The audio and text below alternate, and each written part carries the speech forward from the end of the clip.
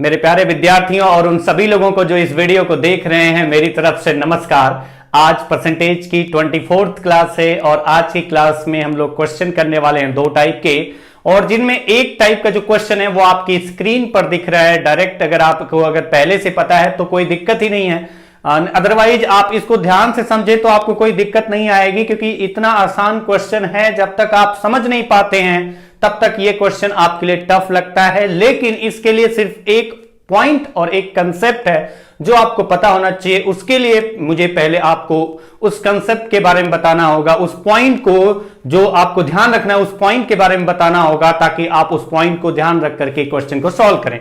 जैसे इस क्वेश्चन में अगर हम बात करें तो जो क्वेश्चन दिया गया है, अगर हम क्वेश्चन की बात करें, क्वेश्चन वाइज ही चलें, तो क्वेश्चन है, if the income tax is increased by 19% and the net income is reduced by 1%, what is the rate of income tax. मतलब आपसे बोला जा रहा है कि जो इनकम टैक्स जो था ना, वो इनकम टैक्स का जो इनकम टैक्स अगर वो 19% बढ़ जाता है, इनकम टैक्स 19% बढ़ जाता है तो शुद्ध आय में 1% की कमी आती है। तो बताइए कि इनकम टैक्स का जो रेट था वो कितना था। जैसे आप यहां पर समझिए इस पॉइंट को पहले कि इनकम टैक्स देने से पहले आपकी तो इनकम होगी कुल। देखिए आप यहां पर जो डिस्कस कर रहे हैं, हम लोग यहां पर बात कर रहे हैं इनकम टैक्स यानी टैक्स की बात कर रहे हैं। दूसरा पॉइंट हम लोग यहां पर डिस्कस कर रहे हैं नेट इनकम। नेट इनकम क्या होती है? इनकम टैक्स यानी टैक्स हुआ, नेट इनकम हुआ और इनकम, इन तीन में क्या रिलेशन है। तो सबसे पहली बात तो ये कि आपकी टोटल एक तो आपकी इनकम होती है, ये आपका पॉइंट है जो आपको समझना है। आपकी कुछ ना कुछ इनकम होगी। अब अगर आपकी इनकम होगी तो उस पर टैक्स लगेगा, अगर आपकी इनकम होगी तो उस पर टैक्स लगेगा, और जब आप टैक्स पे करेंगे तो उसके बाद जो बचेगा टैक्स पे करने के बाद वो आपकी नेट इनकम। तो नेट इनकम आपकी जो शुद्ध आय होती है वो आपकी इनकम में से टैक्स निकालने के बाद जो बचता है वो आपकी शुद्ध आय होती है। यानी अगर आपसे बोला जाए कि नेट इनकम क्या है, तो नेट इनकम आपका जो होता है वो टोटल इनकम, जो भी आपकी टोटल इनकम है, आय है, उस आय में से जो टैक्स आपने पे किया, तो जो टैक्स है अगर वो निकाल दें तो निकालने के बाद जो बचता है वो आपका क्या होता है? Net income. नेट इनकम मतलब शुद्ध आय। शुद्ध आय का मतलब टैक्स हटाने के बाद जो आपके पास आय बची, सरकार का उसमें कोई पार्ट नहीं है, अब आप उसका यूज कर सकते हैं कहीं भी कुछ सामान खरीदने के लिए। सरकार आपको उसके लिए मनाही नहीं करेगी। अब आप आ जाइए यहां पर, मैंने इसको इस तरीके से लिखा कि आपकी टोटल इनकम होती है, इनकम में से आप टैक्स पे करते हैं और टैक्स हट जाए तो नेट इनकम बचता है। मतलब इनकम में से टैक्स हटा दे तो जो आपका बचता है वो होता है आपका शुद्ध आय, नेट इनकम। तो अगर इसी पॉइंट को थोड़ा ध्यान से समझे और क्लियरली अगर ध्यान से समझेंगे ना तो आपको दिक्कत कुछ भी नहीं आएगी। मतलब आपकी जो इनकम होती है वो क्या होती है। जैसे अगर हमसे बोला जाए कि बताइए नेट इनकम कितना, तो नेट इनकम कैसे मिलेगा, यहां से आपको समझ में आया होगा कि नेट इनकम आपका मिलता है वो इनकम में से, इनकम जो होती है उसमें से टैक्स माइनस कर देते हैं, तो जो बचता है वो आपका आता है क्या है, वो क्या बोला जाता है, वो नेट इनकम बोली जाती है, वो शुद्ध आय बोली जाती है।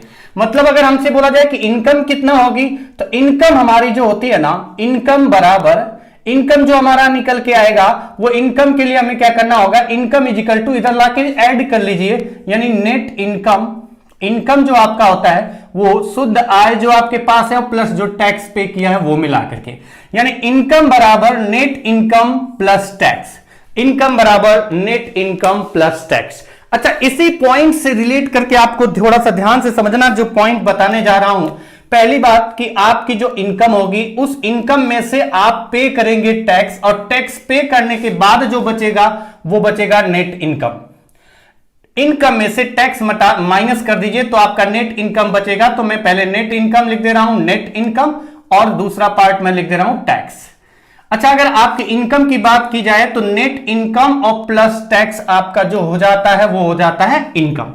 इनकम कितना होता है? इनकम आपका होगा net income plus tax.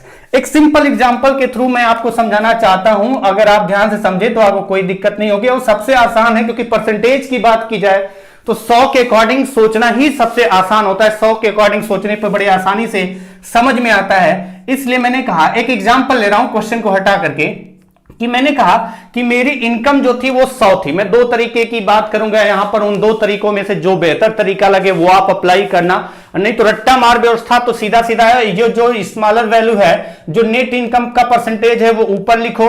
Direct की बात करें तो नेट इनकम का परसेंटेज ऊपर लिखो और इन दोनों का सम कर दो नीचे, यानी 19 + 1 × 100 = 5%। ये रट्टा मार कुछ नहीं आप कर सकते, जब तक आपको समझ में नहीं आएगा तो ये रट्टा मारने से कोई फायदा नहीं है कि हम सीधा सीधा रट्टा मारने के लिए एक फॉर्मूला बना दिए कि नेट इनकम में परसेंटेज चेंज जो होगा वो ऊपर, और नेट इनकम का परसेंटेज चेंज और टैक्स का परसेंटेज चेंज का सम नीचे, और × 100 किया और आपका आंसर आ गया रेट ऑफ टैक्स। तो हम इसकी बात नहीं करेंगे क्योंकि ये आप खुद करना स्टार्ट कर देंगे, जब आपको समझ में आ जाएगा तो पूरा आप विधिवत करते नहीं है लिख लिख करके, मुझे समझाना है इसलिए मैं पूरा लिख करके समझा रहा हूं एक एक स्टेप। तो आइए आपके क्वेश्चन का आंसर निकालते हैं। मतलब अगर आपको डायरेक्टली करना है तो नेट इनकम का परसेंटेज ऊपर और दोनों का सम नीचे × 100 कर देंगे, आंसर आ जाएगा। लेकिन समझना इंपॉर्टेंट है, मैंने कहा कि इनकम 100 थी, तो जो इनकम होती है वो नेट इनकम और टैक्स मिला करके होती है। मैंने कहा कि जो 100 इनकम थी उसमें मैंने टैक्स पे किया 40। अगर हमारी इनकम 100 है उसमें मैंने टैक्स 40 दिया, अगर टैक्स 40 दिया तो नेट इनकम कितना होगी, तो आप कहेंगे कि 100 में से 40 टैक्स चला गया तो नेट इनकम हो गई 60।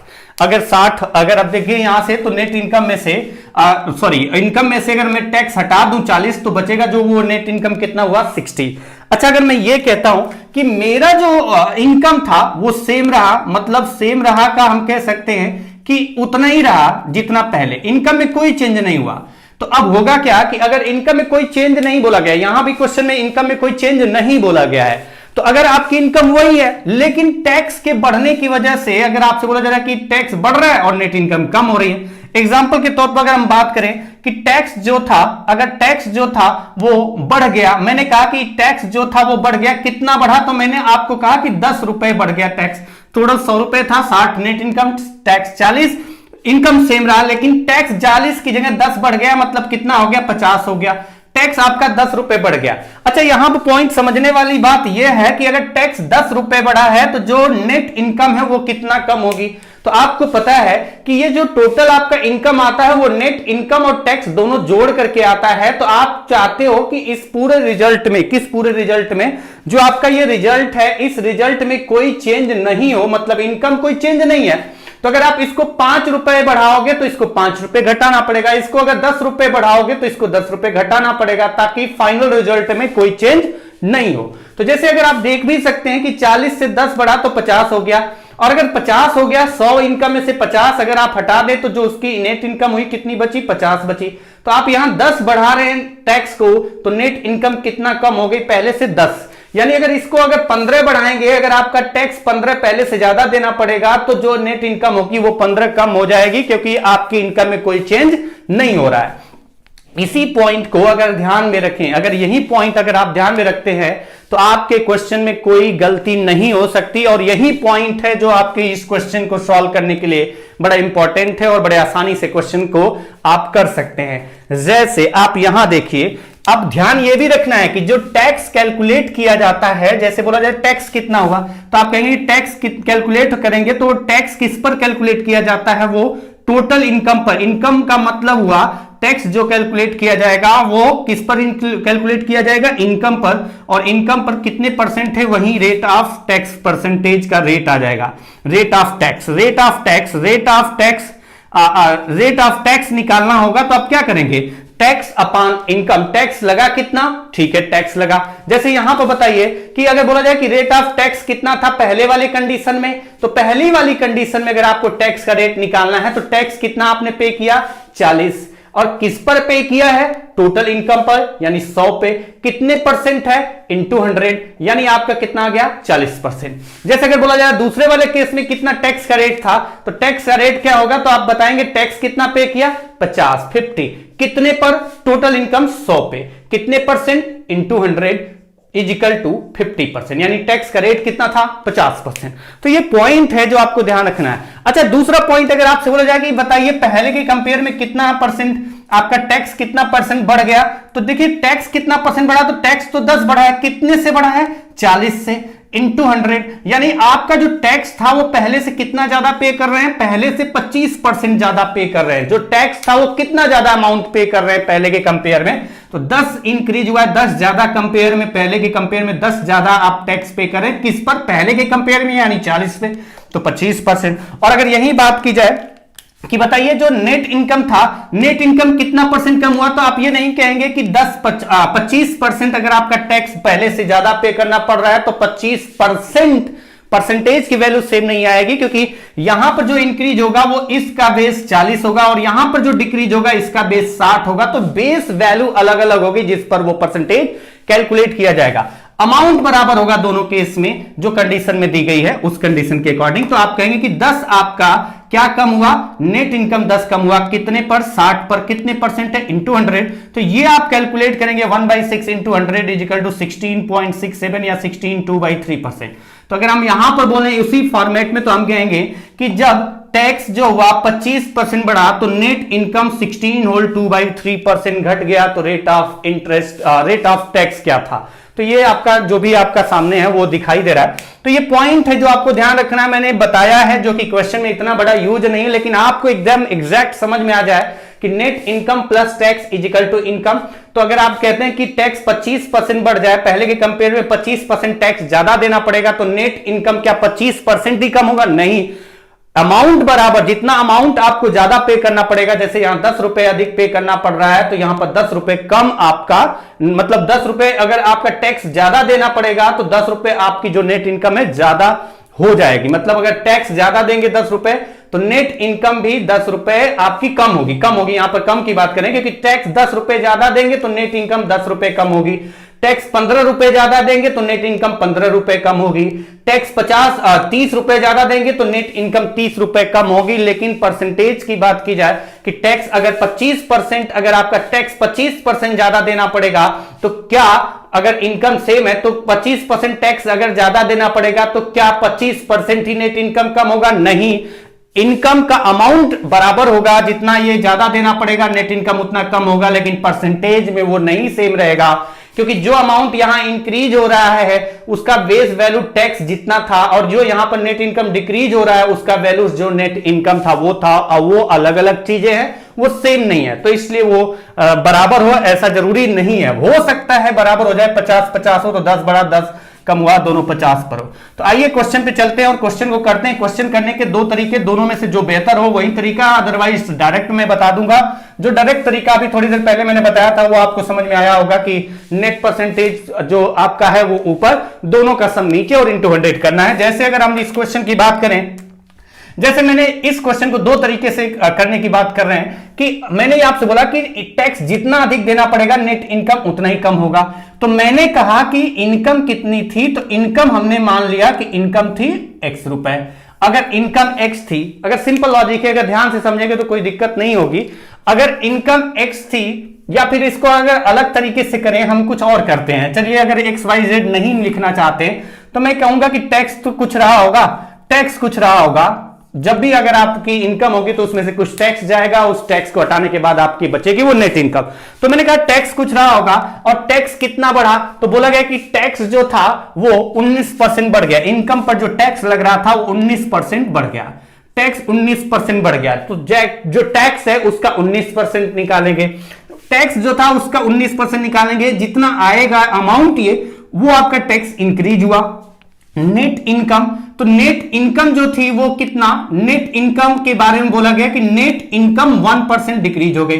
तो नेट इनकम कितना डिक्रीज हुई, तो हमने कहा कि जो भी नेट इनकम रही होगी उसका 1%, ये क्वेश्चन के अकॉर्डिंग। क्वेश्चन में बोला गया कि टैक्स कितना बढ़ा, 19%, तो जो भी टैक्स था उसका 19% निकालेंगे 19/100, तो वो आपका जो रिजल्ट आएगा वो टैक्स का अमाउंट होगा जो कि आपको ज्यादा पे करना पड़ेगा, सरकार को देना पड़ेगा। और नेट इनकम 1% घटा इस क्वेश्चन के अकॉर्डिंग, यानी जो भी नेट इनकम थी उसका 1% निकालेंगे तो वो अमाउंट आपका जो वो नेट इनकम होगा पहले के कंपेयर में उतना अमाउंट कम हो जाएगा। तो ये अमाउंट आएगा 1% कैलकुलेट करने के बाद कि नेट इनकम कितना कम हुआ, और ये अमाउंट आएगा कैलकुलेट करने के बाद कि टैक्स कितना ज्यादा देना पड़ा। और ये हमें पता है कि इस केस में जब इनकम आपकी सेम है तो टैक्स जितना ज्यादा देंगे नेट इनकम उतना ही कम होगा, मतलब ये दोनों क्या होंगे, इक्वल होंगे। और जब ये दोनों इक्वल होंगे तो हम कहेंगे कि टैक्स का रेशियो नेट इनकम से कितना आएगा। तो टैक्स का रेशियो नेट इनकम से जो निकल के यहां पर आ रहा है, अगर परसेंटेज का साइन हटाए तो इधर भी 100 इधर भी नीचे 100 वो कैंसिल हो जाता है, तो उसे लिखने की जरूरत नहीं है, परसेंटेज आपको कैंसिल हो जाएगा साइन, इधर 1 हुआ और ये 19 गया उधर। यानी अगर आप देखें यहां पर तो टैक्स जो आप देख सकते हैं कि टैक्स अगर 1 रुपए है तो नेट इनकम कितना होगी, 19 रुपए। तो टोटल इनकम कितनी रही होगी, अगर टैक्स 1 है नेट इनकम 19 है, तो यहां से जो रिजल्ट आता है कि इनकम कितनी रही होगी, तो इनकम बराबर आप लिख सकते हैं 19, इनकम बराबर नेट इनकम प्लस टैक्स, मतलब 19 + 1 20। और आपसे बोला जा रहा है कि टैक्स का रेट, तो मैंने आपको अभी बताया था कि टैक्स का रेट अगर आपको निकालना है तो आप सीधा सीधा लिखेंगे टैक्स कितना पे करना पड़ा, 1, किस पर, तो इनकम पर, ना कि नेट इनकम पर, इनकम पर यानी 20 पर कितने परसेंट है, इंटू 100, तो आंसर आ गया कितना, 5%। तो एक तो तरीका ये है, लेकिन आपको बेसिक कंसेप्ट इसका यही समझना इंपॉर्टेंट है कि टैक्स का जो अमाउंट होगा, टैक्स जितना अधिक पे करोगे नेट इनकम उतना ही कम होगा, अमाउंट में बात कर रहे हैं। दूसरा तरीका अगर आप यहां पर ध्यान से समझें, दूसरा तरीका है अगर आप इसको देखें तो ऐसे भी लिख सकते हैं कि मैंने कहा कि मेरी इनकम कितनी थी, इस क्वेश्चन में जो दिया गया है, तो मैंने कहा कि जो इनकम टोटल थी वो 100 थी, जो इनकम टोटल थी वो कितना मैंने माना, 100। हमने कहा कि टोटल इनकम 100 थी। अगर इसी तरीके का मतलब जो एक क्वेश्चन किया इसी को करने का बदलने तरीका तो क्या होगा, तो दूसरा तरीका यह है कि मैंने कहा इनकम मेरी कितनी थी, 100 थी, उसमें टैक्स पे किया तो इसमें से टैक्स जाएगा। तो अब आपसे क्वेश्चन में आएगा कि अगर इसमें से टैक्स जाएगा तो टैक्स देने के बाद जो बचेगा वो क्या होगा, नेट इनकम। तो टैक्स गया इसमें से, अगर मैंने कहा कि इनकम टोटल 100 थी, टैक्स गया, टैक्स का रेट क्या था तो हमें नहीं पता, तो हमने कहा कि R% टैक्स का रेट था। तो अगर टैक्स का रेट R% था, अब देखिए ध्यान से समझिए इस पॉइंट को कि अगर आपका R% टैक्स था तो टैक्स कितना हुआ आप कैलकुलेट कर पाएंगे क्या, तो आपको पता है कि अगर 100 किसी वैल्यू को अगर 100 मानते हैं और उसका परसेंटेज कैलकुलेट करना हो, अगर 5% तो 5 आएगा, 7% तो 7 आएगा। अगर किसी को कंफ्यूजन हो कि अगर 100 का R% R कैसे आएगा, तो कैलकुलेट कर सकता है 100 इसका R% निकाले तो 100 इंटू R/100 जो कि कितना रिजल्ट आ रहा है, R। यानी अगर इनकम 100 मानते हैं और रेट R% मानते हैं तो टैक्स कितना आ गया, अगर इसका R% कैलकुलेट करें तो R आ गया। तो आप कहेंगे कि नेट इनकम कितना होगा तब, तो नेट इनकम आपको पता है कि net income is equal to income minus tax, यानी आप यहां पर लिख सकते हैं इनकम माइनस टैक्स मतलब 100 - R। अच्छा, अगर यहां तक अगर आपको समझ में आ गया तो अब आपके पास कुछ ज्यादा सोचने की जरूरत नहीं, लेकिन आपको सोचना एक पॉइंट वो कंफर्म है, कौन सा पॉइंट, कि टैक्स जितना ज्यादा देना पड़ेगा नेट इनकम उतना ही कम होगा। यानी टैक्स आपका R है और टैक्स कितना अधिक देना पड़ रहा है, 19%, तो R का 19% निकालेंगे, यानी R का 19% निकालने पर जो अमाउंट आएगा उतना टैक्स ज्यादा देना पड़ेगा। और नेट इनकम 100 - R है और वो कितना कम हुई है, तो 1%, तो 100 - R नेट इनकम का 1% निकालेंगे तो जो अमाउंट आएगा उतना नेट इनकम कम होगा। और हमें पता है कि ये बराबर होगा, क्योंकि जितना टैक्स ज्यादा देना पड़ेगा नेट इनकम उतना ही कम होगा। यहां से अगर आप देखो, अगर आप इसको कैलकुलेट करें तो कैलकुलेट करने पर क्या बनेगा, तो आप इसको कैलकुलेट करें तो 1% मतलब ये आ जाएगा 100% और माइनस R%। अगर R% इधर माइनस इधर आएगा तो आपका कितना हो जाएगा, 20% of R is equal to 100%, यानी R इज इक्वल टू कितना आ गया, 20 से डिवाइड किया तो 5। तो आप यहां से आप बता पाएंगे कि जो रेट ऑफ इनकम टैक्स है, अगर R की वैल्यू 5 आ रही है तो आपका आंसर हो जाएगा कि जो रेट ऑफ इनकम टैक्स है वो कितना है, 5%। ये आपका आंसर हो गया। तो ये दोनों तरीके हैं जो आपको बेहतर लगे। देखिए मैं ये नहीं कह रहा हूं कि यही 2 तरीके हैं, एक तो तरीका मैं बता दिया कि आपको कुछ नहीं करना है, रट्टा मारना है तो रट्टा मारने की व्यवस्था है, लेकिन रीजन आपको पता होना चाहिए कि नेट परसेंटेज जो है ना वो ऊपर लिखो और जो टैक्स वाला परसेंटेज और नेट परसेंटेज है दोनों को सम करके नीचे लिखो इंटू 100 का, तो आंसर आ जाएगा। जैसे अगला क्वेश्चन है, अगले क्वेश्चन पे चलेंगे हम लोग। जो अगला क्वेश्चन है वो क्या है, देख सकते हैं आप यहां पर कि अगला क्वेश्चन अगर देखें, ये क्या हो गया, चल क्यों नहीं रहा, ऊपर जा नहीं रहा है, ठीक है। अगर आप देखें ये क्वेश्चन है आपका। क्वेश्चन क्या है वो मैं पढ़ रहा हूं, आप देख लीजिए, बहुत आसान क्वेश्चन है। If the income tax is increased by 22% and the net income is reduced by 3%, what is the rate of the income tax. अच्छा, अगर इस क्वेश्चन का आंसर आपको निकालना होता, ये क्वेश्चन वही है, हिंदी में भी वही है कि टैक्स, अगर बोला जाए कि इनकम टैक्स 22% बढ़ जाता है तो शुद्ध आय 3% घट जाती है, तो बताइए रेट ऑफ इनकम टैक्स कितना है। तो मैंने कहा अगर इस क्वेश्चन का आंसर ज्यादा दिमाग नहीं लगाना है, अगर आपको करना क्या है कि सीधा सीधा रट्टा मार के क्वेश्चन को तुरंत, अगर ऐसे क्वेश्चन आपको पता है कि ये कौन सा क्वेश्चन है, तो आप डायरेक्टली भी निकाल सकते हैं इस क्वेश्चन का आंसर। डायरेक्टली कैसे निकालेंगे, तो नेट इनकम का जो परसेंटेज है 3 वो ऊपर लिखा, और जो नेट इनकम का परसेंटेज है और जो टैक्स वाला परसेंटेज है उन दोनों को जोड़ दिया, यानी 22 + 3 और इंटू 100 किया और आपका आंसर आ गया 12%। लेकिन क्यों किया आपने ये पता होना चाहिए, और ये इसलिए पता होना चाहिए कि क्वेश्चन में अगर कुछ भी चेंज हो गया, कुछ क्वेश्चन को पूछने का तरीका बदल दिया गया, तो वहां पर आपको दिक्कत आ जाएगी। तो इसलिए आपको क्वेश्चन के कंसेप्ट को समझना इंपॉर्टेंट है, न कि सिर्फ रट्टा मार लेना। तो ये पॉइंट है, डायरेक्टली आंसर तो आ ही गया, लेकिन आपको करना क्या है वो मैं पूरा लिख लिख करके एक एक स्टेप बताऊंगा, ये दोनों तरीके बताऊंगा। तो जैसे इस क्वेश्चन में अगर आप देखिए, पॉइंट ये कि इनकम टैक्स इंक्रीज हुआ है 22%। अगर इनकम टैक्स 22% इंक्रीज हुआ, मतलब जो भी टैक्स था उसका 22% निकालेंगे तो वो पार्ट आएगा, वो टैक्स आएगा जितना आपको ज्यादा देना पड़ रहा है। तो टैक्स कितना ज्यादा देना पड़ रहा है पहले के कंपेयर में, तो टैक्स का 22% निकाला और 22% निकालेंगे टैक्स का, तो हमें यह पता चल जाएगा पहले से कितना ज्यादा टैक्स देना पड़ रहा है। और नेट इनकम 3% कम हुआ है, नेट इनकम अगर 3% कम हुआ है, यानी अगर आप देखेंगे तो नेट इनकम जो भी रहेगा, नेट इनकम जो भी होगा उसका 3% निकालेंगे, 3% निकालेंगे, तो हमें पता चल जाएगा कि पहले जो आप मेरी शुद्ध आय थी, हमारी शुद्ध आय थी, वो पहले के कंपेयर में कितना कम हो गई। तो यहां पर ये आपने निकाला कि टैक्स कितना ज्यादा देना पड़ेगा, और ये आपने निकाला कि नेट इनकम कितना कम होगी, और हमें पता है टैक्स जितना देना ज्यादा पड़ेगा उतना ही नेट इनकम कम होगी, तो दोनों को इक्वल कर सकते हैं। तो रिजल्ट क्या आएगा, tax upon net income, tax upon net income, इसका रेशियो जो आएगा, रिजल्ट आएगा 3 अपॉन, ये इधर जाएगा 22, परसेंटेज का साइन कैंसिल हो जाएगा। अगर ये आपका आ गया 3/22, तो बताइए कि इनकम कितनी रही होगी उसकी। तो इनकम हमें पता है कि वो होती है नेट इनकम प्लस टैक्स, 22 + 3, तो इनकम उसकी कितनी रही होगी, तो आप यहां से निकाल पाएंगे 22 + 3 25, यानी टैक्स का रेट कितना रहा होगा, तो rate of tax is equal to, tax का rate of tax is equal to, rate of tax is equal to कितना आएगा, तो मैंने आपको बताया था टैक्स कितना लगा 3, और किस पर लगता है टैक्स, इनकम पर, यानी 25 पर, इंटू 100 करेंगे तो जो रिजल्ट आएगा 25 से 4 × 3 = 12%। तो जो रेट ऑफ टैक्स आ गया वो आ गया 12%। अच्छा, अगर इसी को उस तरीके से करें, जैसे मैंने कहा कि इनकम 100 है, अगर इनकम 100 है तो टैक्स कुछ तो दिया होगा, तो हमने कहा कि टैक्स का रेट कितना था, क्योंकि क्वेश्चन में पूछा गया, तो मैंने बोला कि टैक्स का रेट R% था, तो 100 का R% R आएगा, तो नेट इनकम होगी 100 - R। और मैंने आपको बताया कि जितना टैक्स ज्यादा देना पड़ेगा नेट इनकम उतना ही कम होगी। मतलब अगर आप यहां देखें कि R जो था टैक्स, उस पर कितना ज्यादा देना पड़ रहा है, तो इसका 22% निकालेंगे तो वो अमाउंट आएगा टैक्स का जो कि ज्यादा देना पड़ रहा है। और नेट इनकम कितना कम हुई है, तो नेट इनकम क्वेश्चन के अकॉर्डिंग 3% कम हुई है, तो नेट इनकम का 30% निकालेंगे तो वो नेट इनकम आएगी जितना अमाउंट के रूप में कम हुई है।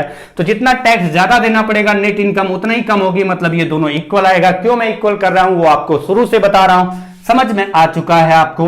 तो यहां से अगर कैलकुलेट करें तो आपको पता है कि अगर इसको कैलकुलेट करेंगे तो ये आपका 100 × 3 300, और माइनस 300% - 3 × R, यानी 3R%, ये आपका आ गया। तो अगर आप यहां से और आगे बढ़े तो आपका R की वैल्यू 3%, अगर देखें 3% ऑफ R ये आ गया, तो 3% ऑफ R, यहां 22% ऑफ R इधर आएगा तो आ जाएगा 25% ऑफ R इजिकल टू, इधर कितना आएगा 300%, यानी R इजिकल टू कितना आ जाएगा, तो 25 से डिवाइड करिए 12 आ गया R की वैल्यू, मतलब हम कह सकते हैं कि 12% आंसर हो गया इस क्वेश्चन का। नेक्स्ट क्वेश्चन पे चलेंगे, क्योंकि अगर एक ही पैटर्न पे क्वेश्चन अगर आपको पता चल चुका है तो इसके लिए ज्यादा टाइम वेस्ट करने की जरूरत नहीं है। जैसे अगर आप अगले क्वेश्चन पे चलें, अगला क्वेश्चन देखें और समझे। ये क्वेश्चन है आपका, क्वेश्चन है if the income tax is increased by 35% and the net income is reduced by 5%, what is the rate of income tax? फिर से वही क्वेश्चन है कि अगर इनकम टैक्स 35% बढ़ जाता है, अगर इनकम टैक्स 35% बढ़ जाता है तो शुद्ध आय 5% कम हो जाती है। बताइए इनकम टैक्स का दर क्या था, रेट क्या था? तो इनकम टैक्स का रेट क्या था? अगर आपसे बोला जा रहा है जो तरीका बेहतर लगे वही तरीका आप अप्लाई करेंगे, उसी तरीके से करेंगे। अगर इस क्वेश्चन का आंसर डायरेक्टली निकालना हो तो मैंने कहा कि नेट इनकम में कितना परसेंट चेंज हो रहा है, 5, और अपान आपका टैक्स वाला परसेंटेज और नेट इनकम वाला परसेंटेज जोड़ देंगे तो 35 प्लस 35 प्लस 5 इंटू कर देना 100, यानी 5 से 8 टाइम 12.5% आंसर हो गया। लेकिन क्यों आपने ये किया ये आपको पता होना चाहिए। जब पता चल जाएगा तब आप इस तरह से करें तो कोई दिक्कत नहीं, लेकिन सिर्फ रट्टा मार लें तो वो आपके लिए दिक्कत है। आइए क्वेश्चन पे चलते हैं। मैंने आपको बताया कि टैक्स जितना अधिक देना पड़ेगा नेट इनकम उतना ही कम होगा। टैक्स इस क्वेश्चन में कितना अधिक देना पड़ रहा है? क्वेश्चन में बोला गया है कि 35% टैक्स ज्यादा देना पड़ रहा है। टैक्स 35% बढ़ जाता है तो नेट इनकम कितना कम होता है? 5%। तो हमने 5% नेट इनकम का निकाला और यहां पर टैक्स 35% बढ़ गया तो 35% निकाला। तो जो 35% टैक्स का निकाला है तो ये हमारा रिजल्ट आएगा कि पहले से कितना ज्यादा टैक्स देना पड़ रहा है। तो जो भी टैक्स था उसका 35%, और ये जो आपने निकाला है कि पहले से कितना नेट इनकम कम हुआ, तो जो भी नेट इनकम आपका था उसका 5% कम हुआ है। तो ये अमाउंट आएगा कि नेट इनकम कितना कम हुआ, ये अमाउंट आएगा कि टैक्स कितना ज्यादा देना पड़ रहा है, और आपको पता है ये दोनों बराबर होंगे।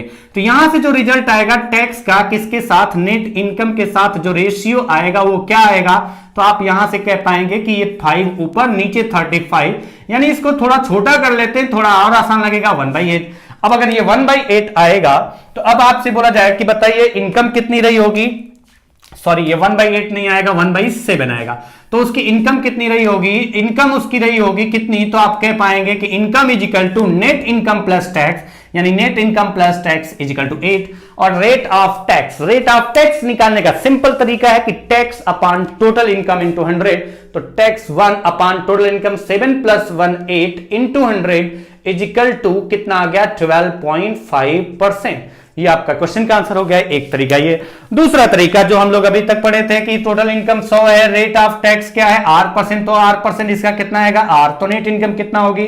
100 माइनस R, ये आपका हो गया। और उसके बाद बोला गया कि टैक्स जो था वो पहले से कितना ज्यादा देना पड़ रहा है? 22 नहीं 35%। तो ये 35% जो भी टैक्स था उसका 35% निकालेंगे तो ये अमाउंट आएगा टैक्स पहले से कितना ज्यादा देना पड़ रहा है। और नेट इनकम कितना कम हुआ? तो बोला गया 5%। तो जो भी नेट इनकम थी उसका 5% निकालेंगे तो ये अमाउंट आएगा कि कितना नेट इनकम जो थी वो कितना अमाउंट में कितना कम हुई। तो ये अमाउंट है कि कितना नेट इनकम कम हुई, ये अमाउंट है कि कितना टैक्स ज्यादा देना पड़ रहा है। और ये हमें पता है कि दोनों केस में बराबर होगा, जितना अधिक टैक्स देंगे नेट इनकम उतना ही कम होगा। तो आप यहां से कह पाएंगे, अगर इसको कैलकुलेट करें तो आप कहेंगे कि 500% आ जाएगा, और ये आपका आ जाएगा माइनस, अगर आप यहां देखें तो -5% ऑफ आर आ जाएगा।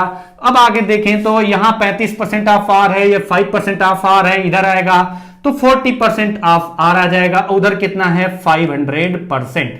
यानी आर की वैल्यू कितनी आ गई? 0 कैंसिल, अगर 4 से डिवाइड करें तो 12.5, यानी 12.5 अगर आर की वैल्यू है तो आर परसेंट कितना होगा? 12.5%।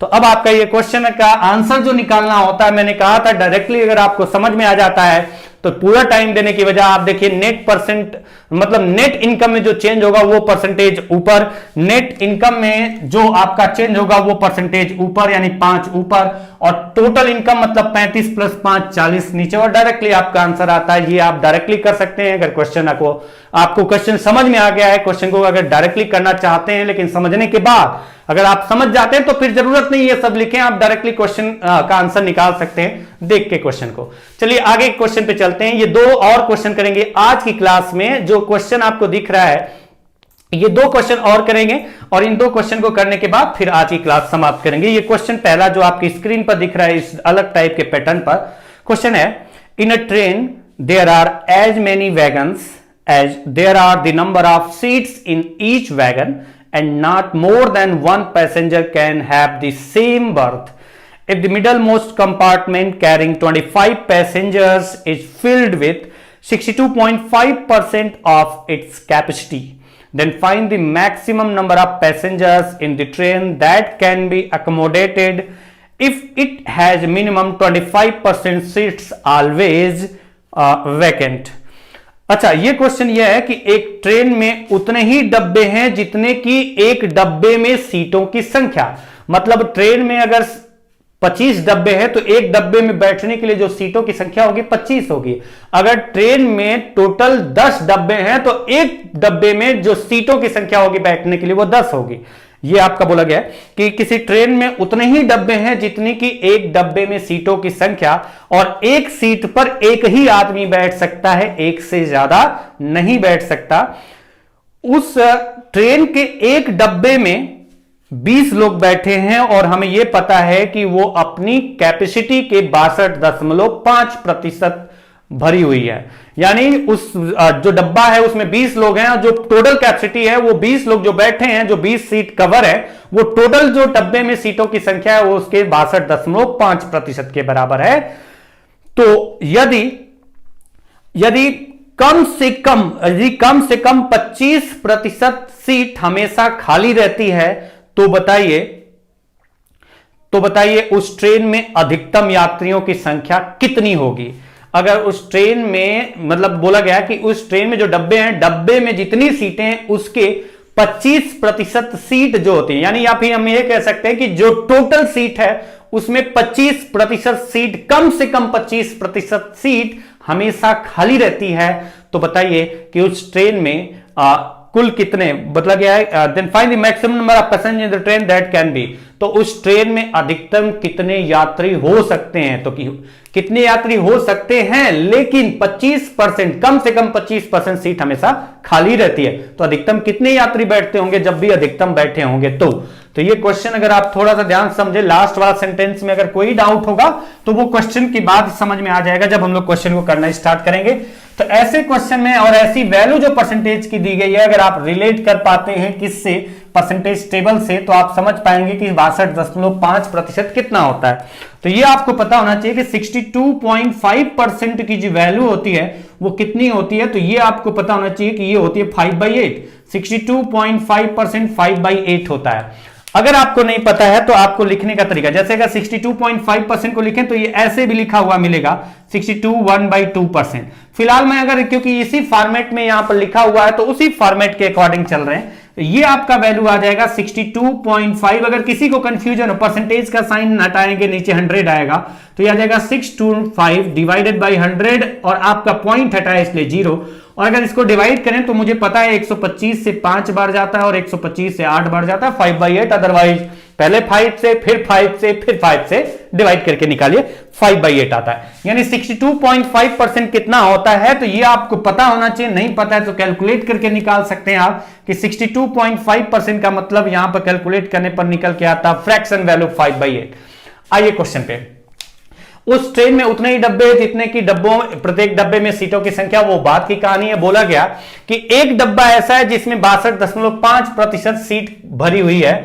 मतलब जो भी कैपेसिटी होगी, मान लेते हैं कि एक डब्बे में जो कैपेसिटी है, कैपेसिटी मतलब डब्बे में जो सीटों की संख्या है, कैपेसिटी मतलब number of seats in one compartment, number of seats in one compartment, मतलब हम बात करें एक डब्बे में, एक कंपार्टमेंट में सीटों की संख्या। तो जो भी कैपेसिटी होगी एक डब्बे की, उसका 5/8 भाग भरा हुआ है, 62.5% भरा हुआ है, जो कि होता है 5/8। यानी जो भी कैपेसिटी होती है अगर उसका 5/8 भाग भरा हुआ है तो ये आपका जो रिजल्ट आएगा वो आपको दिया कितना गया है, 20। बोला गया है कि एक डब्बे में 20 लोग बैठे हुए हैं और वो अपनी टोटल कैपेसिटी का 5/8 भाग है।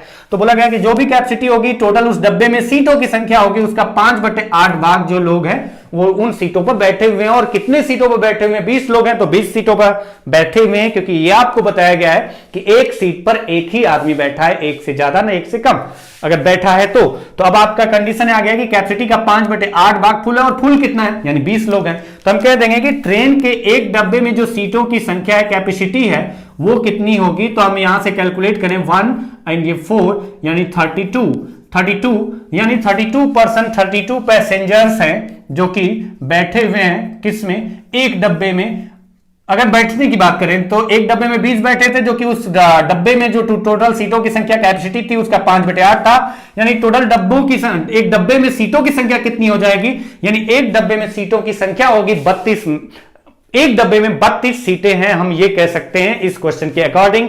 तो अब आप देख सकते हैं कि एक डिब्बे में जो बैठने की जो सीटों की कैपेसिटी है वो 32 पैसेंजर के बैठने की सीटें हैं, यानी 32 सीटें हैं। अगर ये बोला गया है पहला sentence, in a train there are as many wagons as there are number of seats in each wagon, तो एक वैगन में, एक डब्बे में 32 पैसेंजर हैं, तो आप कहेंगे कि टोटल नंबर ऑफ वैगन कितने होंगे, तो आपका आ जाएगा नंबर ऑफ वैगन यानी नंबर ऑफ कंपार्टमेंट, तो ये कितना होगा, डब्बों की संख्या कितनी होगी, तो वो भी इसके बराबर है, तो आप कह पाएंगे 32, क्योंकि बोला गया है कि उतने ही लोग हैं, एक मतलब बोला गया है कि एक डब्बे में सीटों की जितनी संख्या है उतने ही डब्बे हैं, या डब्बों की संख्या जितनी है एक डब्बे में उतनी सीटें हैं, तो डब्बों की में एक डब्बे में सीटों की संख्या 32 है, तो डब्बों की संख्या 32 होगी। यानी टोटल कितने लोग हुए, टोटल पैसेंजर्स अगर देखेंगे टोटल सीट कितनी होगी, टोटल सीट्स कितनी होगी, तो आप कहेंगे कि टोटल सीट हो जाएगी एक डब्बे में 32 लोग, और 32 डब्बे हैं तो कुल सीटों की संख्या कितनी होगी, 32 गुणे 32, तो टोटल सीट होगी 32 गुणे 32। ये कैलकुलेट करने पर कुछ रिजल्ट आएगा, लेकिन आपको क्वेश्चन में बोला गया है कि अगर आपको बताना है कि मैक्सिमम उस ट्रेन में कितने लोग हो सकते हैं, तो आप कह सकते हैं कि मैक्सिमम उस ट्रेन में अगर सारी सीटें फुल हो जाए, सारी सीटें फुल हो जाए तो टोटल लोगों की संख्या कितनी होगी, 32 इंटू 32। लेकिन आपसे यह बोला गया है सारी सीटें फुल हो जाए तब इतने लोग बैठ पाएंगे, सारी सीटें इतनी है टोटल और इन सारे सीटों पर सारे लोग बैठे, कोई भी सीट वैकेंट ना हो, कोई भी सीट खाली ना हो, तो टोटल कितने लोग बैठे होंगे उस ट्रेन में, कितने पैसेंजर्स होंगे, तो वो होंगे 32 इंटू 32। लेकिन आपसे यहां क्वेश्चन में बोला गया है कि आपको उसमें मैक्सिमम कितने पैसेंजर्स बैठे होंगे उस ट्रेन में, लेकिन कंडीशन ये दी गई है कि उसमें कम से कम 25% सीट खाली होगी, यानी जो सीट खाली होगी 25% वैकेंट है, तो वैकेंट अगर 25% है तो आप बताइए अगर 25% है तो फुल कितना है, तो फुल है 75%, अगर खाली है 25% तो फुल कितना है 75%, और जो खाली होने की संख्या है ना, जो वैकेंट है वो हमेशा ज्यादा होगी, कम से कम वैकेंट 25% या 25% से ज्यादा 25% या 25% से ज्यादा वो खाली रहती है। तो अगर 25% से जब ये ज्यादा होगा, अगर ये जब से ज्यादा बढ़ेगा, अगर ये ज्यादा होगा 25% से, तो ये क्या होगा 25% से कम होगा। तो हमें पता है कि अधिकतम कब होगा, जब मिनिमम 25% सीट खाली है, जितना कम से कम सीट खाली रहेगी अधिक से अधिक भरा रहेगा, और सीटों की संख्या मिनिमम 25% खाली होंगी, अगर 25% से ज्यादा खाली होगी तो इसका मतलब पैसेंजर्स की संख्या और कम होना स्टार्ट हो जाएगी।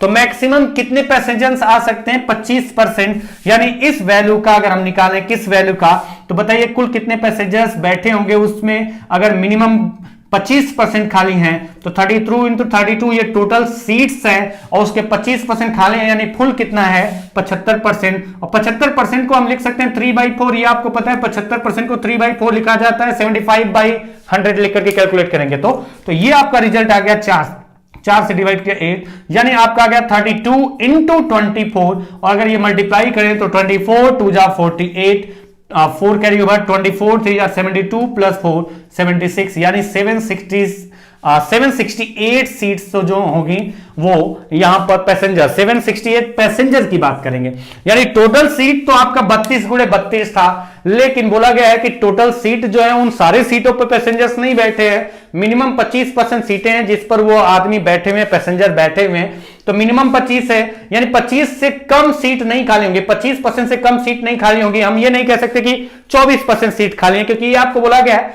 मिनिमम कितना जो है सीट खाली रहती है 25%, मेन पॉइंट ये है, यानी सीट 25% या 25% से ज्यादा खाली होंगी। तो जब आपकी बात की जाए कि मैक्सिमम पैसेंजर्स चाहिए तो मिनिमम आपकी सीट खाली होनी चाहिए, और 25% से ज्यादा 26% होगी तो यहां पर कम होने लगेंगे पैसेंजर्स की संख्या, इसलिए मैक्सिमम पैसेंजर्स की संख्या कब होगी, जब मिनिमम सीट खाली हो, और मिनिमम सीट कितनी खाली है 25%, तो मैक्सिमम सीट कितनी फुल है 75%, मतलब 3/4, तो जो भी टोटल सीट थी उसका 3/4 निकाला, यही आपका नंबर ऑफ पैसेंजर्स होंगे मैक्सिमम अगर मिनिमम 25% सीट खाली रहती है तो अगला क्वेश्चन, एक और क्वेश्चन इसी पैटर्न पर करेंगे और इसी तरीके का क्वेश्चन है वो भी। तो चलिए देखिए ये क्वेश्चन आपका कितना आता है, अगर आप ट्राई करे होंगे तो आंसर पहले निकाल पाएंगे मुझसे, लेकिन क्वेश्चन क्या है, in a train there are as many wagons as there are in the number of seats in each wagon, and not more one passenger can have the same worth if the middlemost compartment carrying 25 passengers is filled with 71.428% of its capacity. Then find the maximum number of passengers in the train that can be accommodated if it has minimum 20% seats always vacant. तो question उसी तरीके का कुछ है, अगर आप ध्यान से समझें तो ये भी क्वेश्चन तो उसी तरीके का है कि किसी ट्रेन में as many wagons as there are number of seats in the each wagon. तो बोला गया कि किसी ट्रेन में उतने ही डब्बे हैं जितना कि एक डब्बे में सीटों की संख्या है और किसी भी सीट पर एक से ज्यादा आदमी नहीं बैठ सकता। ये कंडीशन है, एक से ज्यादा आदमी न बैठ सकता न बैठा है। बोला गया है कि अगर उस ट्रेन के किसी एक डब्बे में 25 लोग बैठे हैं और हमें यह भी पता है कि वो डब्बा अपनी टोटल कैपेसिटी के 71.428% फुल है, तो बताइए उस ट्रेन में अधिकतम कितने पैसेंजर बैठ सकते हैं, जबकि ट्रेन में मिनिमम 20% सीट जो है वो हमेशा खाली रहती है। मतलब उस ट्रेन में अधिकतम आदमी को बैठाना कि अधिकतम कितने पैसेंजर्स होंगे, यात्री होंगे, जबकि उस ट्रेन में जो है 25% सीट नहीं 20% सीट हमेशा खाली रहती है। मिनिमम 20% सीट हमेशा खाली रहती है। तो अगर इस क्वेश्चन पर आए तो मेन पॉइंट तो आपको आता है कि जैसे ये पॉइंट दिखा परसेंटेज वाला, तो आपके दिमाग में जो होता है घूमने लगता है कि है कैसे, निकालेंगे कैसे, ये तो बड़ा बेकार सी वैल्यू आ गई। तो 71.428%, अगर आप देखें तो 71.428%, तो ये होता कितना है। तो अगर आप इसको देखें तो ये एग्जैक्ट वैल्यू नहीं लिखी हो सकती, कभी कभी आपको परसेंटेज टेबल से रिलेट करना पड़ता है जब क्वेश्चन ऐसी बेकार वैल्यू आती है। ऐसे क्वेश्चन में तो ये कंफर्म है ना कि कहीं ना कहीं वो परसेंटेज टेबल से रिलेट होगा। तो अगर आप ध्यान से समझेंगे थोड़ा बहुत, अगर आपको आइडिया हो 14.28%, अगर हम 14 होल 2/7% की वैल्यू देखें तो ये होती है 1/7, ये होती है 1/7। अगर आप देखें तो इसका कितने गुना 14 इंटीजर वैल्यू का देखें कि इसका कितने गुना इसके पास पहुंचेगा, अप्रॉक्स की बात कर रहे हैं। तो अगर आप इसको देखें तो इसका कितने गुना इसके पास पहुंचेगा, तो हम कहेंगे कि 5 गुना। ये ऐसे भी लिखा हो सकता है, लेकिन अधिकतर अगर आपके एग्जाम में आएगा तो इसको लिखने का तरीका क्या होगा वो मैं बता दे रहा हूं। अगर मैं कहता हूं कि अगर मैं इसका 5 गुना करता हूं तो इसका भी 5 गुना करूंगा, तो अगर इसका 5 टाइम्स किया तो कितना हुआ 5/7, और इसका 5 टाइम्स करेंगे तो 14 का 5 गुना हुआ कितना 70, और प्लस 2/7 का 5 गुना कितना हुआ 5 × 2 10/7। अगर आप इसको देखें तो ये एक बार और डिवाइड हो रहा है, एक बार कंप्लीट 3/7 यानी 71, तो ये आपका आ जाएगा 71 3/7%।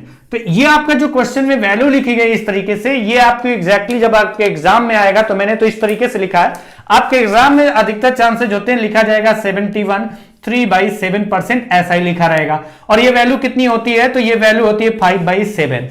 अगर ये वैल्यू 5/7 होती, क्योंकि आपको पता है कि एग्जैक्ट वैल्यू आएगी कि नहीं डिवाइड करने पर, ये एग्जैक्ट वैल्यू नहीं है, आपका पॉइंट के बाद चलता चला जाएगा, नहीं डिविजिबल है। तो अगर आप उस तरीके से निकालेंगे तो एग्जैक्ट फ्रैक्शन नहीं दिखेगा, लेकिन आपको पता होना चाहिए, कुछ रिलेट करने आना चाहिए जो टेबल आपका है। तो अगर हम यहां से देखें तो हमें पता चल गया कि अगर हम निकालना हो हमें 71.428%, तो हमें ये थोड़ा सा छोटे छोटे पॉइंट रिलेट करने आना चाहिए।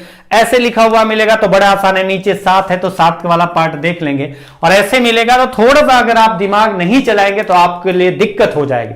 इसलिए अपने दिमाग को चलाते रहिए, यूज करते रहिए, जितना अधिक चलाएंगे उतना अच्छा रहेगा आपके लिए। बोला गया है कि जो एक कंपार्टमेंट है, एक डब्बा है, वो अपनी टोटल कैपेसिटी का 5/7 भाग भरा है, यानी टोटल जितनी सीट होगी उस डब्बे में उसका 5/7 भाग निकालेंगे तो उतनी सीटों पर लोग बैठे हुए उतने पैसेंजर्स हो गए, जो कि कितना दिया गया 25 पैसेंजर्स के बराबर दिया गया है। यानी कैपेसिटी कितनी रही होगी, एक डब्बे में सीटों की संख्या कितनी रही होगी, तो आप यहां से निकाल पाएंगे 5 से डिवाइड किया 5 यानी 35।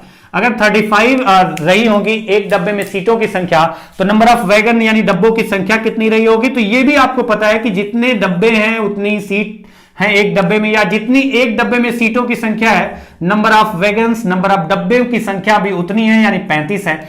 तो टोटल नंबर ऑफ सीट्स कितनी हो गई, तो आप कह पाएंगे टोटल नंबर ऑफ सीट्स कितनी हो गई, कुल सीटों की संख्या कितनी हो जाएगी। तो आप यहां पर कह पाएंगे एक डब्बे में 35 लोग, कुल डब्बे 35, यानी टोटल सीटों की संख्या हो जाएगी 35 × 35, लेकिन आपसे क्वेश्चन में बोला गया है कि मिनिमम कितना जो वैकेंट रहती है, खाली कितनी सीटें रहती हैं। मिनिमम 20% सीटें हमेशा खाली रहती हैं, तो फुल कितनी रहती हैं, फुल 80% होगी। और अगर आपको बताया गया वैकेंट 20% या 20% से ज्यादा, आप बताइए कि 20% से कम तो नहीं है, नहीं खाली नहीं होगी ना, ये तो बोला गया कि मिनिमम 20% खाली रहती हैं, यानी 20% खाली होंगे या फिर 21% खाली होंगे या 22%, लेकिन आप ये नहीं कह सकते कि 19% खाली है, क्योंकि बोला गया है कम से कम 20% तो खाली ही रहती हैं।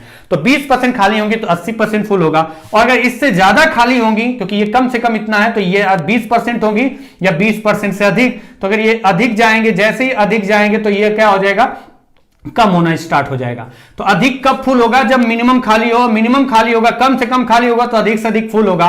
यानी आपसे बोला गया है कि जब 20% मिनिमम 20% खाली रहती हैं तो अधिक से अधिक पैसेंजर्स कितने होंगे, 80%। 80% का मतलब 4/5, तो जो टोटल सीट है 35 गुणे 35, उसमें मिनिमम अगर 20% खाली है तो मैक्सिमम कितनी सीटें भरी होंगी, इसका 4/5। ये 5 से डिवाइड किया, अगर 5 से डिवाइड किया तो कितना गया, 5 से 7 बार।